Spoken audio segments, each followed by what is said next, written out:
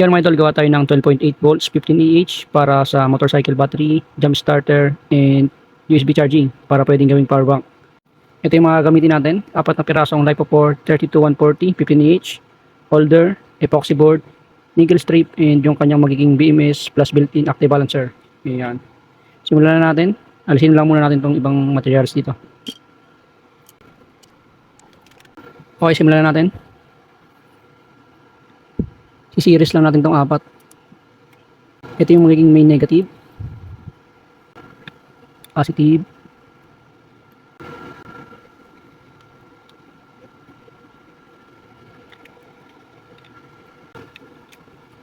iyon, okay. Yan. Ito yung ating negative, B1, B2, B3, and B4, ang ating pinaka main positive. Okay.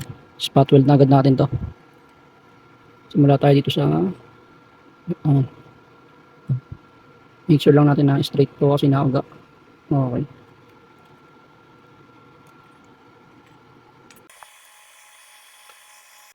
Hindi natin siya ma-stable, pero yan. Spot weld natin yan.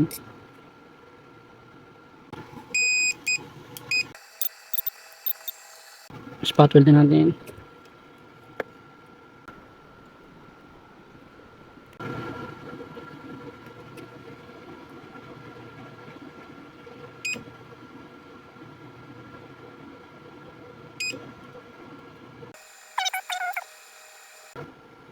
Dadami natin ng spot dito dahil ito ay magiging motorcycle battery para iwas loose connection.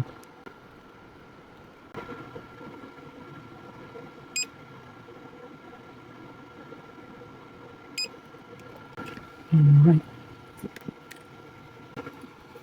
Mag-gloves tayo. Yun, naka-gloves na tayo.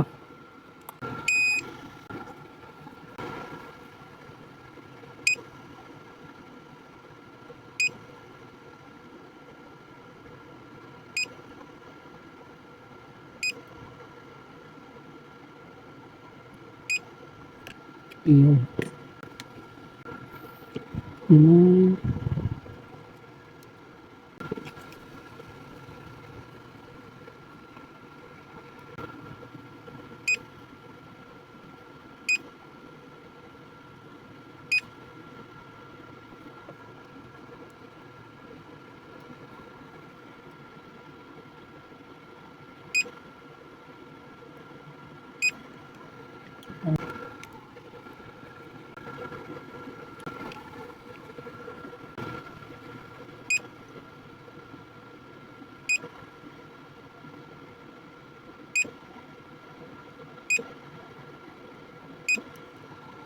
Okay.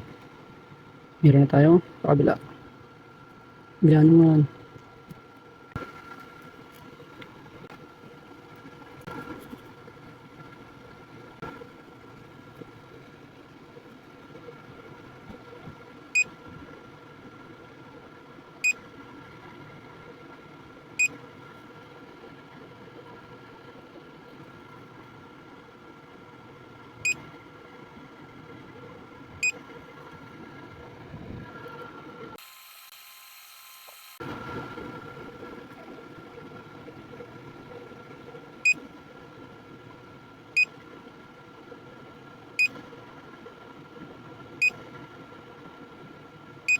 Yun.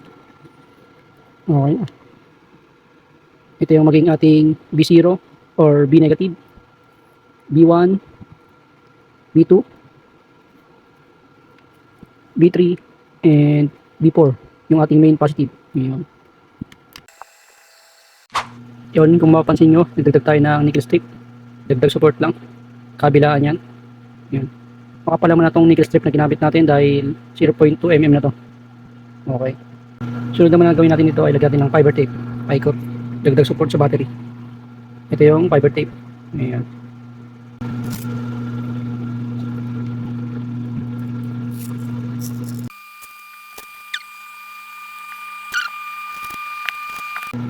Iyon. Okay na. Okay. So, nagagawin natin, ilalagyan natin ng epoxy board. Ito yung epoxy board. Babalot natin yan dito sa body ng ating pinaka-battery. Yan.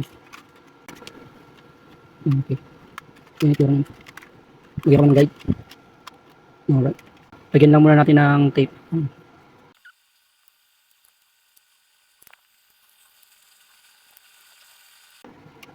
Ito yan.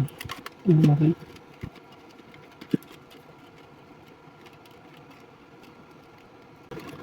Ganda itsura niyan. Gandaan ko lang yung tape. Okay. Yun, na ilagay ko na yung epoxy board.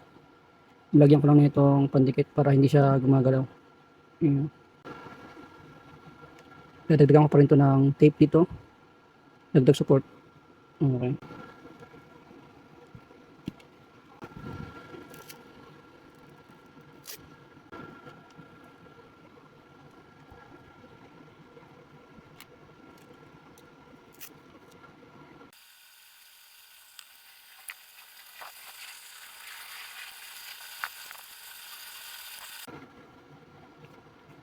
Yun, okay na.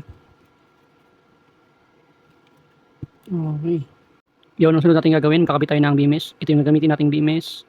50 ampere BMS with built-in active balancer. Ayan. Aluminum plate. Okay. Dito natin lalagayan. Okay. Yung wiring nga pala, kung gusto nyo ng malinis, ipasok nyo na lang sa loob. Ayan. Yung lalabas yung ibang wire dito sa kabila. Okay, sa wiring muna tayo. Magsimula na tayo dito sa naputulan ko. Simulan natin sa B negative. Dito yan. Or B0. Okay.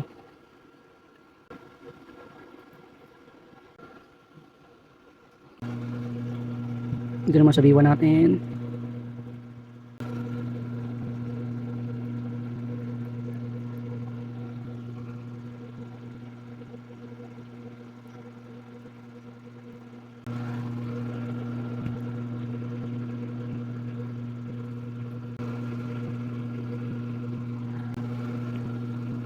Ito na naman sa ating B4.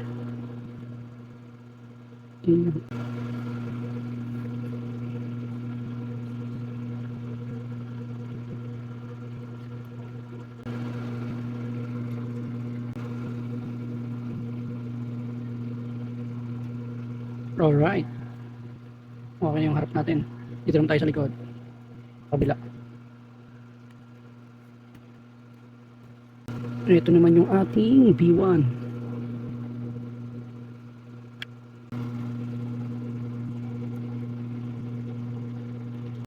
And yung ating B2.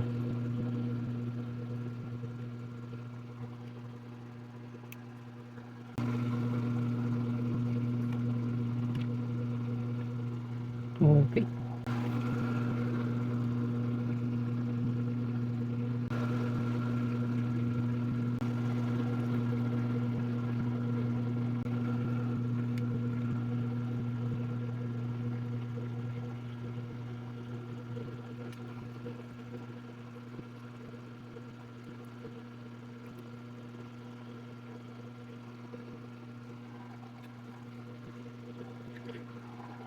And yung last yung ating B1. Nahuli na.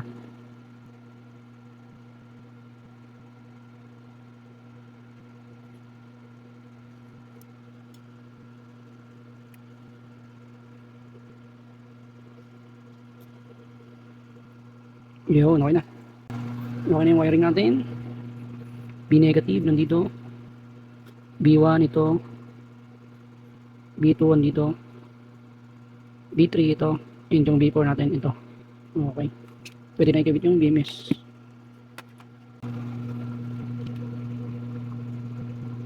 Ayun. Okay. Ayan.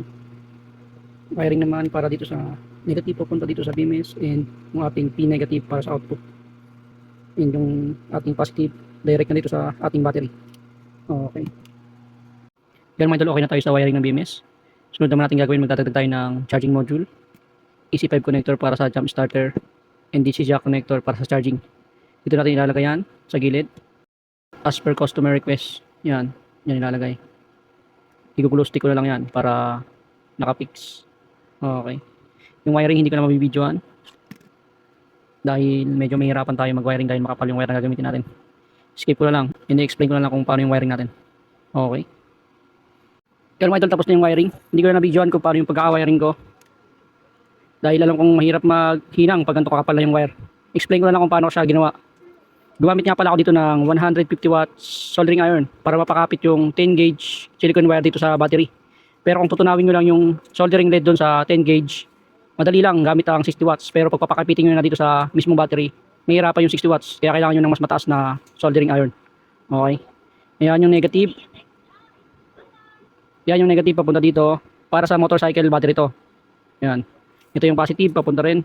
Naka-direct lang sa battery ang dalawa. Ito namang isang itim sa BMS dumaan.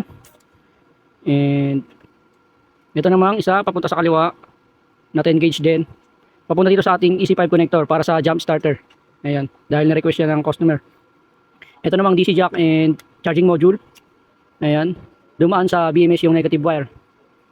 And yung kanilang positive wire ay nandito sa battery. Yan, naka-direct red. So yan yung design ni customer. Ayan yung request niya. Medyo nahirapan tayo sa pagkakagawa na ito dahil mas madali kung nasa case.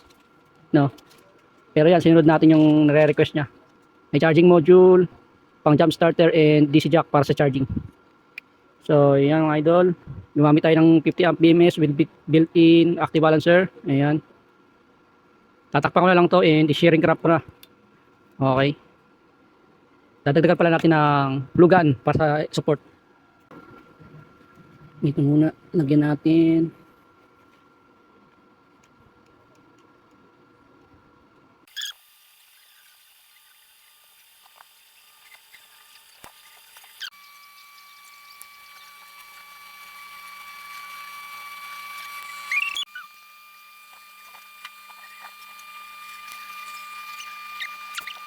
Yan mga idol, tapos na tayo sa glue stick. Ayan. Nilagyan ko ng glue stick to no para matibay. Dahil pagsasalpakan to ng jump starter. Baka gumalaw pag sinalpakan. Ayan. Kanyang charging module. Ayan. Nilagyan ko ng glue stick. So natin gawin dito ay lagyan natin ng tape and paper insulator. Ayan. Okay. Dito sa ilalim.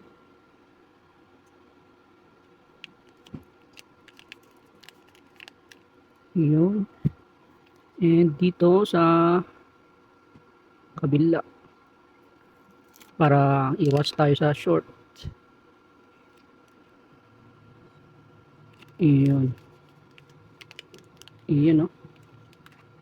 Uy, natanggal. Lagyan natin ng tape yan.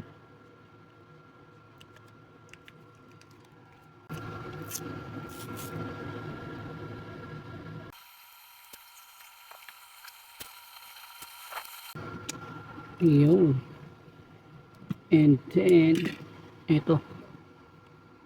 Yung malaki.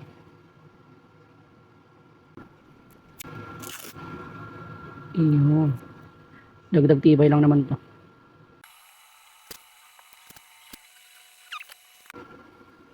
Ito naman kabila.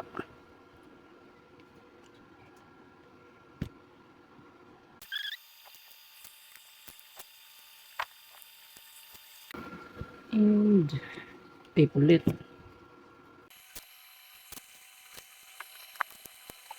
Yan, para matibay talaga, no. Ikutan natin ng tape yan.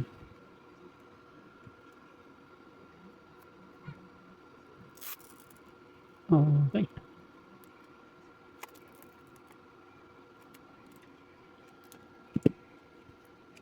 Okay, okay na. Linisan na natin dito.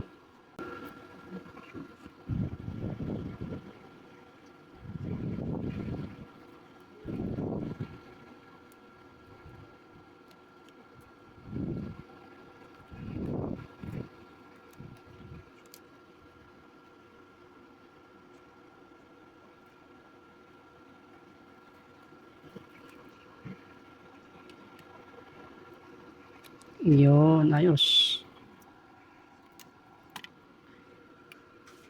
Yun, okay na. Pwede na itong balutan ng shrink wrap. Yun, mga idol, okay na tayo sa tape and paper insulator. Yan. Napakaganda yan. Malinis, tinrabaho. Alright. Charging module niya. Ayan. Balutan natin to ng shrinkable tube. Ito yung kanyang sinkable tube. 180 mm to. Dahil dito sa charging module. Sana magsara ng maayos. Yun, pasok na pasok.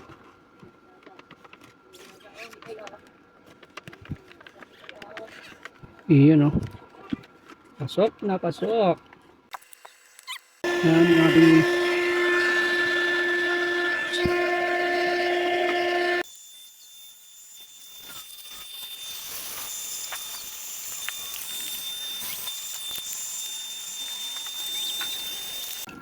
yun mga idol, okay na. Si customer na bahalang magbutas dito. Ayan. Ayan yun dito. Charging module, natakpan na yan. Siya na daw bahala magbutas niyan. So, okay na yung ating 12 volts, 15Ah motorcycle battery, jump starter, and power bank. Ayan. So, tapos na itong video na to. Alam nyo na gagawin. Comment and share. Yun lang mga idol. Salamat.